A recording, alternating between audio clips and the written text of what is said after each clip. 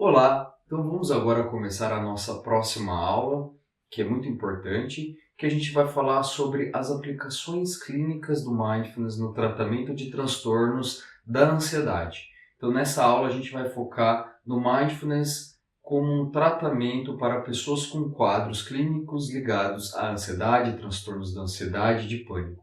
De modo geral, é isso que a gente vai discorrer nessa aula. Então, um dos campos com maior respaldo científico dentro da psicologia baseada em evidências é justamente esses estudos do mindfulness como um tratamento clínico, psicológico, psicoterapêutico para a ansiedade.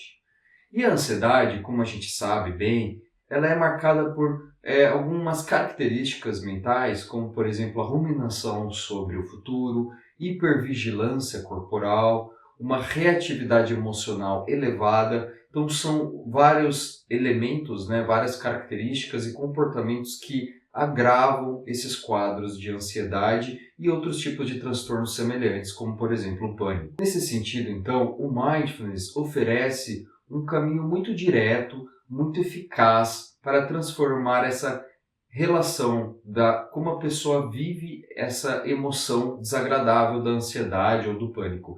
Então aqui o mindfulness vai entrar justamente nessa nova habilidade de a gente conseguir lidar com essas emoções difíceis e desagradáveis. Mas primeiramente, vamos entender um pouco como que funciona a ansiedade e como que dentro desse funcionamento, de uma abordagem da terapia contextual e cognitiva comportamental, o mindfulness ele pode entrar como uma intervenção terapêutica clínica. Então, basicamente, quando um paciente está ansioso e começa a praticar a atenção plena, o mindfulness, ele começa a desenvolver algumas habilidades que são fundamentais como terapia, como uma forma de remediar esses sintomas, que é essa observação distante, essa verificação, essa observação sem julgamentos dos pensamentos, das sensações, das emoções, mas sem se fundir a elas, sem se identificar com elas. Então aqui a gente começa a observar várias habilidades que o Mindfulness vai treinando, como por exemplo a desfusão cognitiva, a observação não julgadora, o distanciamento, o desapego. Então são várias dessas habilidades que acabam acontecendo na simples prática de mindfulness. Ou seja, a ideia aqui é que o paciente consiga lidar com esse pensamento claustrofóbico que vem com a ansiedade. Então ele vai conseguir não alimentar, não agravar esses quadros de ansiedade, ele vai conseguir chegar no nível da curva da ansiedade em que ela vai ser mais moderada, mais amena, e isso vai evitar também que ele comece a sofrer mais. Então, é nessa capacidade de a gente conseguir perceber o que está acontecendo no corpo, perceber os sinais da ansiedade, até uma crise de ansiedade, mas entender que ela vai passar, entender que ela tem uma temporalidade, ela tem uma impermanência. E é justamente essa impermanência que vai dar a base para a gente conseguir lidar com ela da melhor maneira possível. E pode parecer bobo, mas esse simples deslocamento da consciência já tem um impacto extremamente profundo.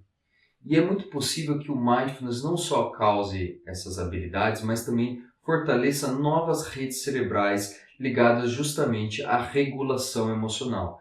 E ao mesmo tempo também conseguir reduzir essa reatividade que a gente citou na aula de neurociência, da amígdala, que é esse lugar, essa região que está muito ligada à sobrevivência, à morte, ao medo da morte, à luta e fuga. Então a gente consegue se distanciar da ativação da amígdala e consegue ativar outras regiões do cérebro ligadas à regulação emocional. Então a ideia aqui é que a gente vai conseguir reduzir os sintomas negativos da ansiedade, mas também vai conseguir adicionar novas redes cerebrais que vão ser fundamentais para que a pessoa consiga encontrar um equilíbrio, um bem-estar. E agora, na prática, vamos listar aqui quais são essas técnicas que são mais indicadas para perceber a ansiedade e conseguir se distanciar dela. Então, eu vou destacar aqui 4 das principais práticas úteis para pacientes com ansiedade. Então, eu vou apresentar o slide aqui e a gente vai lendo juntos e depois eu vou discorrer de uma maneira mais profunda cada um desses elementos. Bom, então como você está vendo aqui no slide, então são 4 técnicas fundamentais, que são as mais importantes, que é a técnica da respiração, que é um estabilizador da mente, mas a gente vai discorrer aqui que tem algumas ressalvas, principalmente nessa percepção do controle da respiração, então tem que tomar muito cuidado, mas ela é excelente quando feita da maneira certa. O escaneamento corporal, que é o mais indicado, que é a pessoa conseguir perceber as sensações físicas e isso, de fato, reduz essa reatividade. As pausas dos 3 minutos, que são os intervalos de pausa consciente, e isso ajuda a pessoa a conseguir incorporar no dia a dia e criar essa regulação mais efetiva, mais rápida, dentro de um contexto específico. E as atividades informais, que são os mecanismos que a gente consegue de colocar de uma maneira sutil o mindfulness na nossa vida.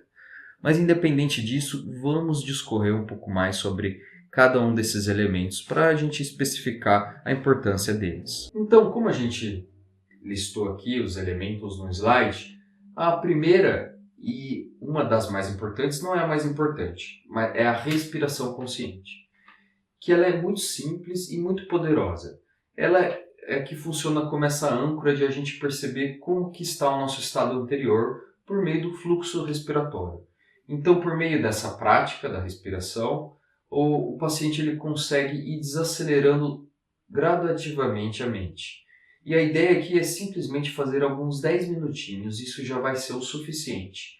Mas vamos colocar algumas ressalvas aqui. Ficar monitorando muito a respiração pode ir para uma direção do controle. E isso é um problema sério para pacientes ansiosos. Então, como que a gente vai trazer a respiração consciente nesses contextos? É justamente em perceber como que a respiração está sendo a ponta do iceberg, ela está sendo um reflexo, um sinal de como que está a velocidade da nossa mente e do nosso corpo.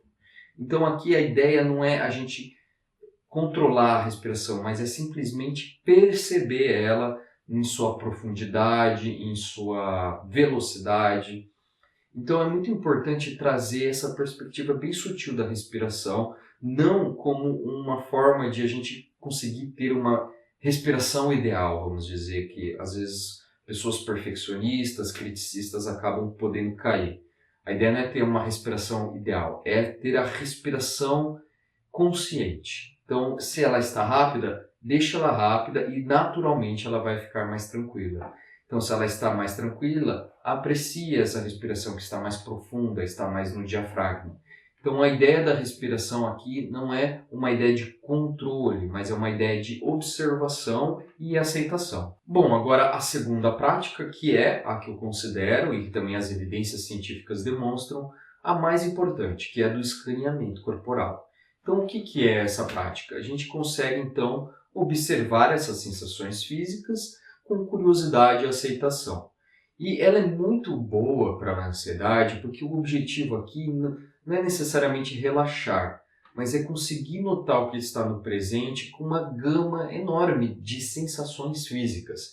Então, a diversidade, a multiplicidade dessas sensações, da temperatura das mãos, dos pés, das pernas, todo o corpo como todo é uma rede, né? Uma enorme gama de informações sobre quais são essas sensações físicas presentes. E isso é muito bom para pessoas ansiosas, porque é mais fácil a pessoa que está ansiosa perceber isso. Porque a respiração, às vezes, é mais fácil se distrair, porque ela é mais simples. Ela é o movimento de entrada e saída do ar, seja no abdômen, seja nas narinas. Mas o escaneamento corporal ele é mais rico em termos de diversidade, de práticas e de elementos que ancoram a gente no momento presente. Então, às vezes a gente pode usar o pé, às vezes a gente pode usar as mãos, a gente pode usar os ombros, a gente pode usar o tronco, a gente pode usar a roupa, a gente pode usar a temperatura. Tudo isso está dentro do escaneamento corporal. Então, as pessoas ansiosas elas podem ter mais facilidade de sair desse eixo ruminativo da mente ansiosa, né, e conseguir voltar para um eixo da mente consciente por meio do escaneamento corporal. e de fato isso reduz muito, de maneira muito rápida e muito efetiva, as sensações físicas da ansiedade. E agora então vamos para a nossa terceira prática, que também é uma das mais importantes para quadros de ansiedade, que é a pausa dos 3 minutos. Os 3 minutos, o espaço respiratório dos 3 minutos. Então vamos lá. Essa é uma prática que a gente procura fazer ela sempre no início e no final de atividades. Então, por exemplo, se estiver acontecendo alguma crise de ansiedade no nosso paciente, é muito importante a gente recomendar essa forma de lidar com aquela crise. Porque assim como a gente viu na aula sobre a pausa consciente dos 3 minutos, ela não é só uma prática de mindfulness, ela é uma maneira, ela é um novo modo de ação de lidar com aquelas emoções. Então, quando se faz a pausa dos 3 minutos, justamente nos momentos mais importantes em que a ansiedade está em alta, é justamente nesses momentos em que a gente insere um novo modelo de aprendizado sobre o que se faz quando estamos sentindo determinadas emoções, sobretudo aquelas que são mais difíceis e desagradáveis. Mas então, se você não lembra quais são esse novo modelo de resposta, são aquelas 3 etapas fundamentais, que é, primeiro, reconhecer o que está presente na mente, depois, reconhecer o que está nas emoções, no corpo, e depois perceber o corpo como um todo, a consciência do momento presente como um todo. Então, são essas 3 etapas fundamentais que já vão ensinando como lidar com as emoções, sobretudo em momentos de crise de ansiedade. E agora vamos então para a nossa quarta e última técnica fundamental para pacientes com quadro de ansiedade, que é as atividades informais. Então a ideia aqui é que a gente pode indicar ao paciente que ele experimente, por exemplo, lavar as mãos, tomar banho, vários aspectos, vários detalhes do nosso cotidiano em que a gente pode colocar o mindfulness, a consciência plena. A ideia aqui é que quanto mais a gente colocar nos detalhes o mindfulness, a tendência é que a gente não vai ficar caindo nessa mente ruminativa, nessa mente que agrava os quadros de ansiedade, nessa mente que deixa a bola de neve cada vez maior. Por quê? Porque quando a gente coloca o mindfulness em atividades informais, algumas atividades breves, levianas, vamos dizer, simples do nosso dia a dia, a gente começa a sair desse lugar interno e se volta muito para esse lugar da presença na atividade. Então é como se existisse uma fusão entre a gente e a atividade, não existisse a separação. Então a gente não está escovando os dentes, pensando em problemas, em preocupações. A gente vira o escovar os dentes. Escovar os dentes e a gente é uma coisa só. Então, quanto mais a gente consegue fazer isso comendo, tomando banho, trabalhando, conversando, fazendo atividades físicas, a gente simplesmente não vai ter tempo para se preocupar com essas ruminações. Porque tudo que a gente faz está integrado com a atividade em que estamos fazendo. Nós somos atividades na atividade, nós somos o momento presente, nós somos aquele aqui e agora. E é aí que está o verdadeiro tratamento, a verdadeira mudança que acontece quando a gente consegue inserir o mindfulness na nossa vida de uma maneira integrativa. Todos esses problemas mentais, eles acabam se resolvendo, porque a gente não tem mais tempo, não tem mais espaço para esses lugares ruminativos que agravam esses sofrimentos e essas emoções difíceis e desagradáveis. Bom, então, para finalizar, é importante você entender que na condução clínica a gente precisa sempre começar aos poucos. E a gente precisa ser muito didático, a gente precisa trazer os objetivos, a gente precisa esclarecer verbalmente e a gente precisa também normalizar o desconforto inicial.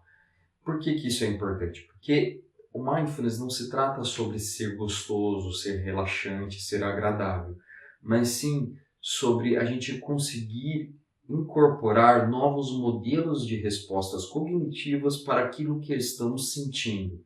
Então, é algo muito mais profundo, é algo muito mais verdadeiro nesse sentido. Então, o mindfulness, ele é uma habilidade que a gente vai integrar na nossa vida, seja de maneira formal, informal, seja com pequenas técnicas, seja de uma maneira geral na nossa vida.